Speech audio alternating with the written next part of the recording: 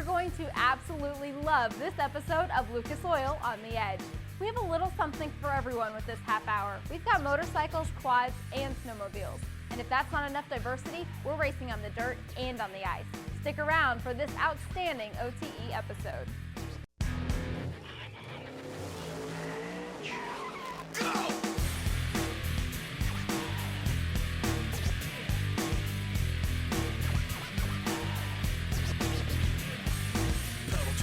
Got it tacked up, and if you get too close, you're getting cracked up. Stone cold when I roll, coming out of the hole. Get back, cause I'm out of control. I'm on the edge. It's time to go racing once again as the sun sets here. Ken Stout and Brian Olson to call the Dairyland Classic Motorcycle and ATV presented by Lucas Oil Products. We're in Plymouth, Wisconsin at the Sheboygan County Fairgrounds. Time for some oval track racing, and the fans have come out to watch some very exciting stuff, including these amazing flat trackers. With more, let's get it down to Lurch.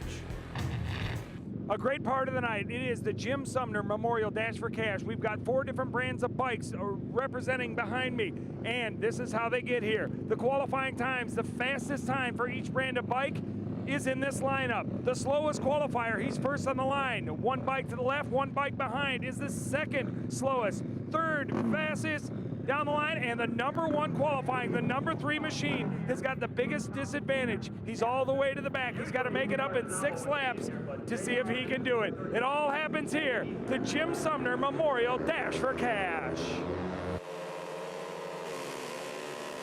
And the good news is, even though he's the number 1 qualifier in the back, he was on the inside. So you can see just launched straight forward, picked up a spot right off the bat. That is Joe Kopp out of Washington State, and now he takes away 2nd place as well. A great drive right off the bat in the first lap. Yeah, we've yet to come to the start-finish line, which is what we do right about there. And then 1 lap from 4th to 1st. But Ken, you're right. When you've got the inside line, and you've got a shot at going to that inside and staying there, that's the best place to be in this particular sport. And Kopp now trying to get that Honda around Henry Wiles out of Blanchard, Michigan on the Kawasaki. Monster Energy backed machine there, and they've got a battle going on for the lead.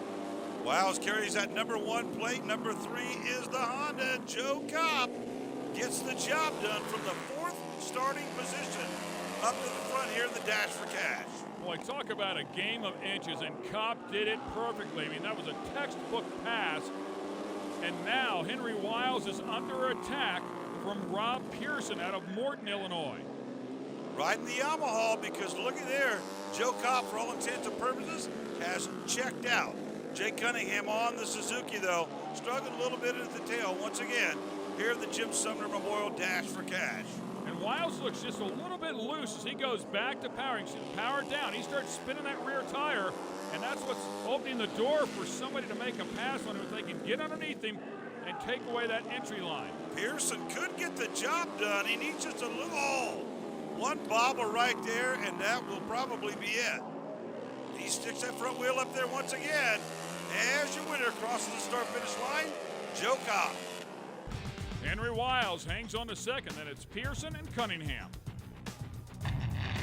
Joe, great job on the Jim Sumner Memorial Dash for Cash. Not only a little money in your pocket, but also named down in the history books. Yeah, exactly. First time I've ever been in this dash, and then I won it. So, you know, it's kind of bittersweet for me. Kind of had a rough start of the night, but I think we're ready for him now. The Dash for Cash is complete, but we are not leaving the Plymouth dirt track. When we come back, the quads will take to the track for the main event. We'll see you in a few. This Lucas Oil On the Edge telecast is being brought to you by Lucas Oil, made in America, sold to the world. General Tire, anywhere is possible. Erickson tie downs and tow straps. Tie it, tow it, move it. Thanks for watching Lucas Oil on the Edge. The quad riders are ready for the main event. This class is made up of 4-wheeled ATVs with racing engines. These machines have also been modified for flat track competition. 7 riders are ready for the green flag to fly. Thanks again, Jamie. And as we take a look at the heat races that they go through as well, this is a long process to get the eventual lineup for the A main. The very tricky course here. These guys want to try to find as much grip as possible. There's some slick spots, and they use that to set the back of the quad up. And then, of course, they want to get in the grip and drive off the turn. I like how they sit there and look at each other. You know, then there's a whole lot of body English. If you look right there, you see the left rear wheel clear off the ground, the right rear wheel doing all the work, while your body is basically about halfway off the left side of the machine. It's pretty cool to watch. Yeah, the body English is critical. As you can see him hanging off the left side, and the biggest movable piece of weight on one of these racing machines is the rider himself, so he can really manipulate how it handles. If you win the Dairyland Classic, you're going to have to find a place to hang the plaque on the wall. And when it comes to hanging the plaque, you got to look at it and go, hey, is it too low like down here on the track? Or if you come up this way, is it too high? You got to find that place that it looks just right. Down here, it looks just right. All the guys are going here right past the start-finish line, blue grooved. A lot of action here. Look for it tonight. A lot of passing coming out of turn 4. And here's our A-main lineup as the guys get out here. Of course, a solid front row and a couple in the back as well that will have to do mad work, but they are down on the inside. So again, if you can make that run from the inside, you might be able to pick up a couple of early spots. And into turn 1 and 2, you're not carrying quite as much speed as you are after you make a complete lap. So you can really drive in there a little bit harder. Hondas, Yamahas, and one Suzuki involved in this one. Whoa. Yep, and that's where the grip is. Oh, man, it looked great, but it really slowed down Scott Glenn. And we are on board with him, by the way. That would have been a great shot off the starting line, right? Well, and you can see, I mean, just getting in there so hard. That was Corey Malum. Drives in, picks up the inside rear tire. It actually helps it rotate a little bit, and then kicks the back end out. After it gets sideways, you want to get hooked up and drive it down the straightaway. There's a very tricky item to race fast, I will say. Rob Wrights is your leader, and if you take a look at the riders on these machines, unlike some of the two-wheelers, these are pretty good-sized men and boys riding these quads. Calvert and Hunt doing battle here for third place, and again, very close. And again, keep in mind, this is open-wheel style racing, so if you touch a front tire to a rear tire, the chance of disaster is huge. Yeah, you'll be flying end over end. It won't take very long for that to happen. I'm not saying it's going to happen, but if it does, and you touch tires, watch out, it ain't pretty. And that's a classic case there of the guy in front isn't quite as fast, but it's so difficult to make the pass if he runs the proper line. Scott Glenn with that huge mistake at the beginning, and it's cost him. It's hard to catch these guys. Yeah, well, they're battling up front. You know, when you got two separate battles going on, here is your battle for third. Once again, Calvert and Jeremy Hunt. Two Hunts in the category here, Stewart and Jeremy both. But Stewart is on the 54 while Jeremy rides at 32. And around the outside, he's going to try to get it done. We talked about it before, man. He just has the best line. Down there on the bottom, and it makes it so difficult to pass. That is a sketchy move on the outside. And look at Hunt look over at him. Two things, though, when you're on the outside. You might not be geared to run all that extra mile per hour. That could be the other downside and what's holding him up.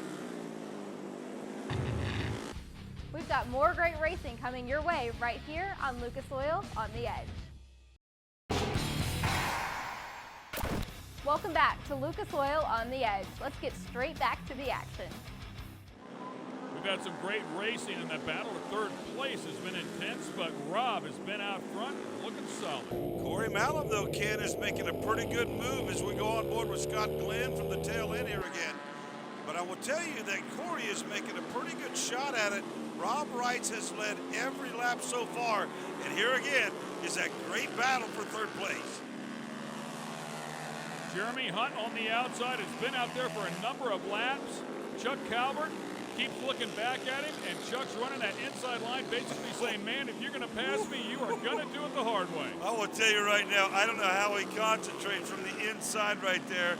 I'm not kidding you. It keeps that thing going while he continues to look to the right. Oh, and there's the big move. I mean, he went way up high. I thought he was going to have enough momentum to get around him, but honestly, I really think the 32 machine of Jeremy Hunt runs out of gear when he gets out there. Yeah, he's peaking the motor out. That's what's going on right there, as you said. when you talk about gear, you're actually talking about the rear sprocket on the number 32 machine. If it were a tooth or more smaller right now, he would have a little bit more performance because the RPMs would be pulling that thing around that track better. Scott Glenn right down there on the bottom as well. We go back to this battle for third place. It is by far the best race on the track, and we've seen this happen a number of times. Is he going to have enough? He is! Oh! That is good stuff, man. That's good stuff, Ken. He kept the pressure on the entire time, and finally Jeremy Hunt able to make the pass. Rob Wrights is going to keep the win here. Great job for him. Corey right behind him has been solid the entire race, but how about that battle for third, and Jeremy Hunt finally takes it away. Look at our top two drivers, Wrights and Malem, congratulate one another. Jeremy Hunt on the last lap takes over Calvert, Schmitz, Glenn, and Hunt, your seven. Well, we caught up with him. Finally, nobody else could. The quad main runner, Rob Wrights. I got to say, it was a great run here tonight. Yeah, it was. It was a great run. A lot of fast guys here tonight. My heat race was a little easy. Some are slower guys, so I really didn't know what I had. Won every race in the district now. It's the one that I have not won. I finally won it. I'd like to thank Jansen's Motorsports, State Fighter Metal, my wife, and the guy who built my motor, Keith Hesbeck. Thank you guys very much. Man, it's been an exciting day so far for the quad main winner right now. Congrats again to Rob Wrights, our quad winner from the Dairyland Classic. We're leaving the dirt and taking to the ice when we come back with Lucas Oil on the Edge. Don't go anywhere. Welcome back to Lucas Oil on the Edge. We promised you a nice race, and the Junior 2 Sprint, Junior F500 are ready to battle it out in the main event. It's time to slip and slide on the ice. All right, one more time, as she mentioned, yeah, oval track racing, but of course, be drastically different. The General Tire Fire on Ice, and these young competitors are very, very talented. The Junior Sprint 2 category, and these sleds are extremely fast. They are purpose-built for oval track racing. I want to say one thing. These riders are crazy. I'm not kidding you. Not necessarily that one. Not that one. But starting right here, even in the Junior Sprint category, all the way up to the big dogs. It's crazy. No, they're not doing jumping jacks. They're just getting warmed up and finding that spot on that seat to try to get ultimate traction as soon as that green flag drops here.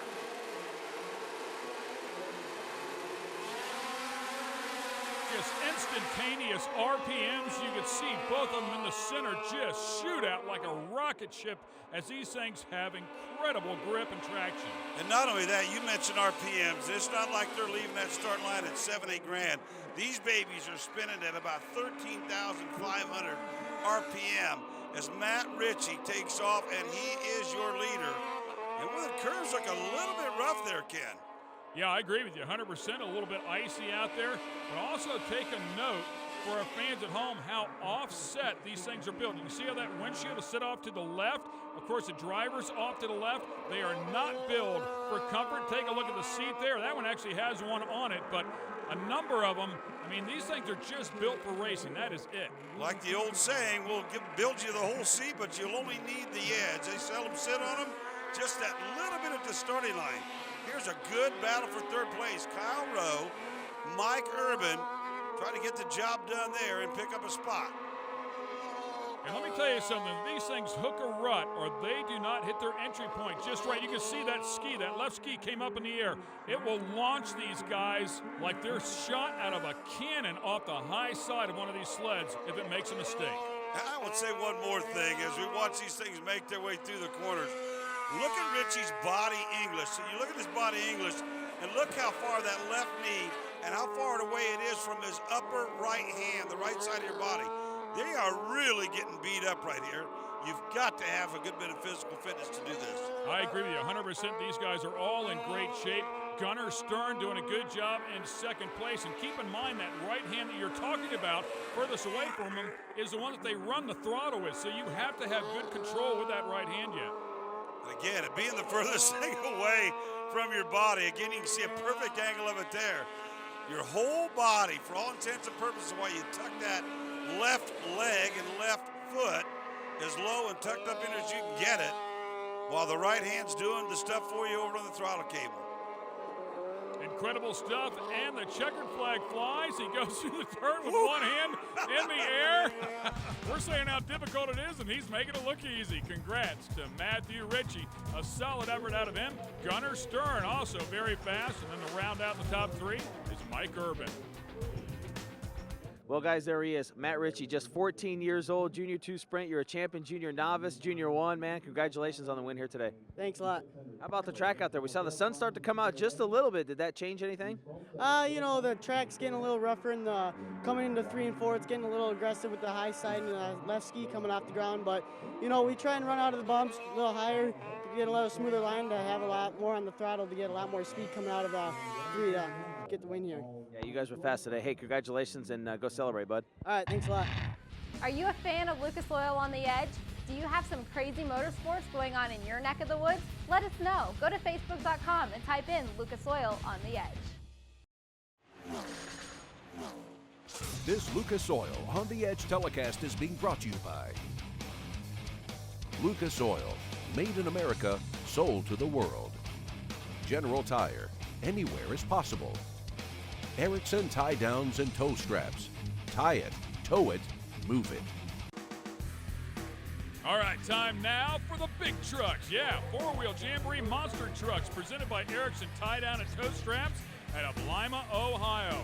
Some of the best in the business when it comes to monster trucks, and we're going to see them out here in competition. Of course, the fans love these competitors and these machines. Yeah, the original founder, one of the original trucks ever built, the Bigfoot machine, is here. Just one of many. The Avenger, the Raminator, Ramunition, the General, they're all here. And this is going to be side-by-side racing here. Yeah, you talked about it before. Of course, Bob Chandler is the guy that originally started this craze. Dan Rumpke in the Bigfoot truck on the far side, and a long-time driver, very, very talented individual.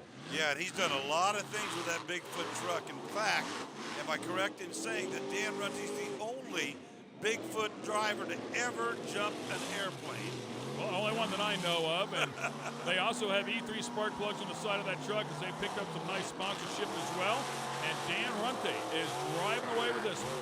Yeah, he made it look easy right there, no question about that. He'll go to the next round. This is round and robin competition here as Jim Kohler in the Adventure and Dan Patrick in Sampson go side by side here. Yeah, talk about two veterans, and both guys, great drivers. Of course, Kohler, they call him Mr. Excitement because he is not afraid to drive one way past the edge, and he's the same way when you do an interview with him. Sampson hanging on, though, trying to do a good job. Look how Kohler's Avengers truck is very loose. Everything really squats hard, and it can make it difficult to drive on a tight course. Yeah, Kohler's car was awesome on the front half of the track, but Dan Patrick's Sampson machine was even more awesome on the second half of the racetrack.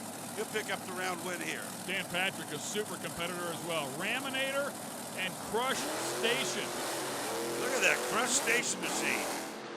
Ah! Guys, they really get creative, don't they? That is cool stuff, man.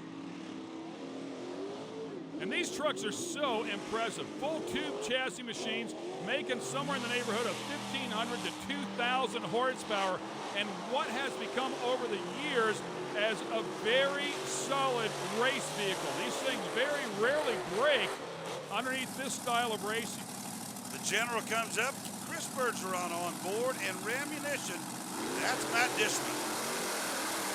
Chris Bergeron and Jim Kohler, of course, teammates for a number of years. Inside of a new truck now, it looks awesome. Ramunition, whoa!